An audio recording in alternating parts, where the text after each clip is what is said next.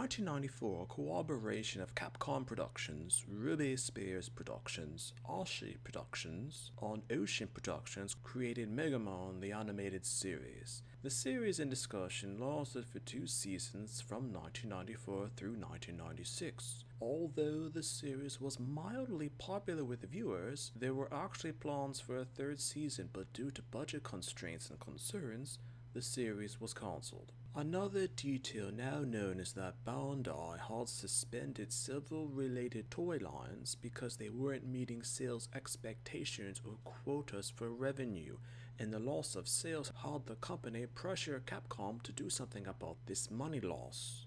Capcom was producing more toys related to the series, but also decided to stop production of the toy lines due to the series being cancelled. The series was known for its slightly more childish view of Mega Man and is now considered by fans or viewers of the Mega Man video games to be completely Western.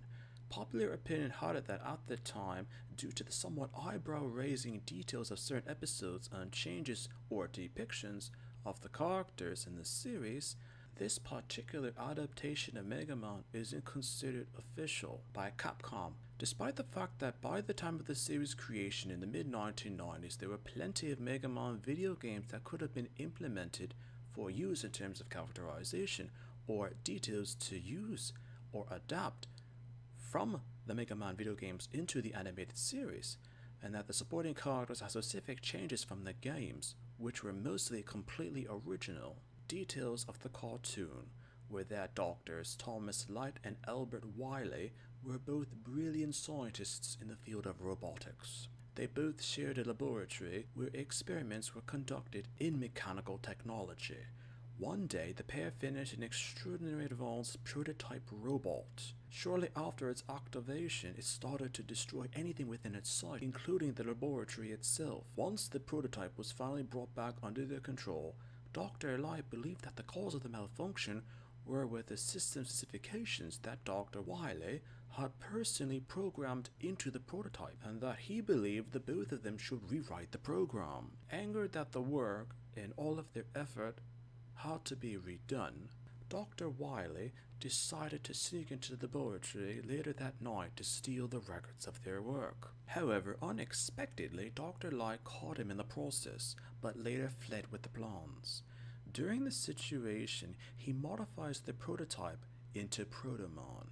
Responding to the dangerous threat that Dr. Wiley now poses to the world, Dr. Light creates more robotic prototypes, Rock and Roll, as well as other robotic androids being Iceman, Gutsman, and Cutman. Dr. Wiley and Proto Man later reprogrammed the 3 robots into joining their cause. Rock and Roll are stolen and brought to Dr. Wiley's new laboratory to be reprogrammed as well, but Rock tricks Dr. Wiley and through circumstances escapes with Roll. Upon learning the situation, Dr. Light reprograms and improves Rock into Mega Man, who would keep the world safe from Dr. Wiley. This entire synopsis is depicted in Season 1, Episode 1, The Beginning. Specific details of the characters that were changed with Mega Man. Visually, Mega Man was depicted in his teenage years or even in his 20s in terms of physical appearance. His height appeared to be that of roughly 1.7 meters or 5 feet 8 inches. His appearance also showed him to be somewhat muscular as well, unlike in the video games where Mega Man has a somewhat childish physical body type. Mega Man doesn't change in terms of physical appearance after absorbing an opponent's powers or abilities. Editorial staff chose instead for Mega Man absorbing the abilities into the quote-unquote power arm because it was more simpler to animate and design or even display in the cartoon. Specific details of the characters that were changed with Roll. Roll had some of the most serious changes in terms of character out of any depicted in the entire series. Being visually depicted as a teenage girl or even a young woman in her 20s, Roll was often considered a beautiful looking android or even a beautiful woman to unsuspecting men that did not know or would not know that she was an android. Her attire was more that of a 2-piece outfit unlike the dress that the video game version of Raw wore. Most infamously, her left forearm was a multi-purpose utility weapon, with features of electrical appliances such as a vacuum cleaner, toaster, and blender. Specific details of the characters that were changed with Dr. Light. There were no real differences in terms of changes between the animated version of Dr. Light, depicted in the cartoon, and the video game version of Dr. Light, except that he held an English accent. Specific details of the characters that were changed with Dr. Wily. There were no real differences between the animated version of Dr. Wily and the video game version of Dr. Wily, except that he had what appeared to be a German accent and being depicted as visually insane.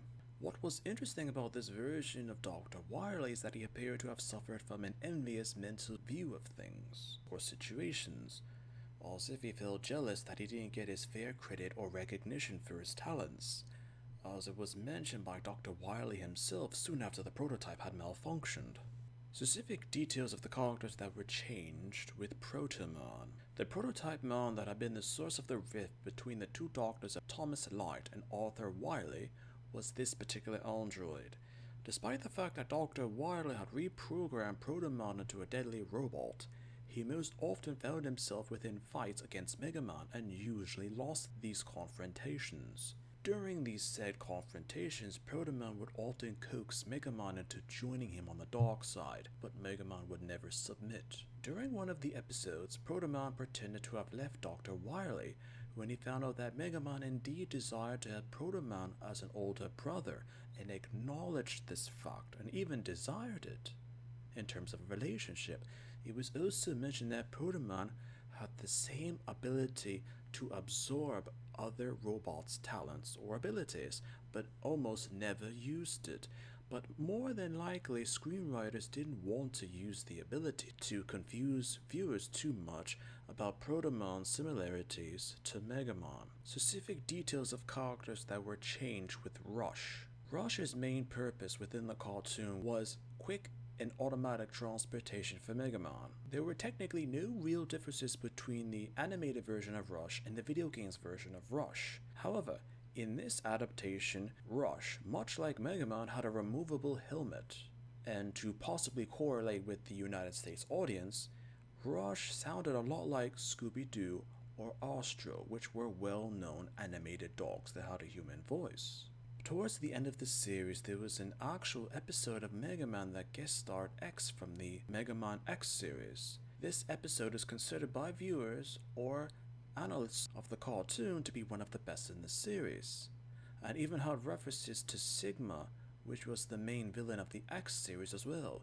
Due in part to this episode, there were originally plans to have an X-related spin-off of the Mega Man series, but due to the cancellation, these plans were never implemented. Sometimes a character can be forgotten because one adaptation suited one country, but not another.